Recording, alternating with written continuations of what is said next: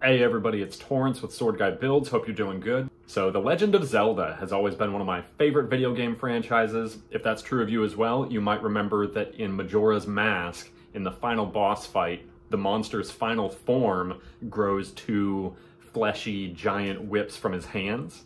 And I just think that's a really well done sequence in how dark the room is and how unpredictably the whips move.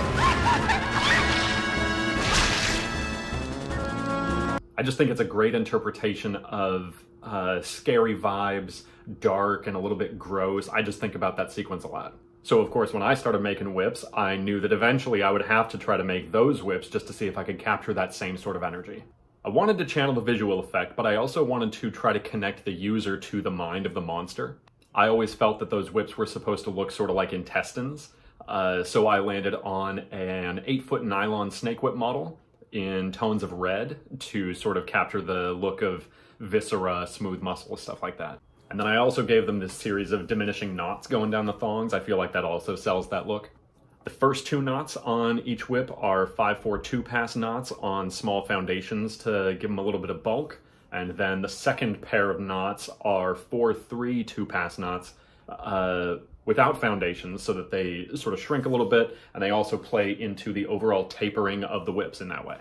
They have about 8 inches of steel BBs in the core. I thought about going longer, maybe like 10 or 12 inch, but I just felt like over time the wear in this area might be a little bit more if I did that, so I kept it minimal. The rest of the core is about 20 loose strands of paracord to about the halfway point of the whips, and then the remainder of the taper is achieved with the drops. I actually always imagined these whips having wrist loops. I just felt like that would look really nice with this, but when it came down to it, I just didn't want to do it. I also wanted to see if I could make the heel caps look like the eyes of the mask, or maybe I could find conchos that look like eyes, but I couldn't find anything that I liked, so I just went simple with it. So basically they're just these little red coins, little paracord coil that I do for everything. And I think that still looks very nice. Not as striking as I would like, but I think the vibe is pretty much there. So of course an 8-foot snake whip is a little tough to use for more sporty moves, let alone a pair of 8-foot snake whips, but the big motions do complement the monster feel.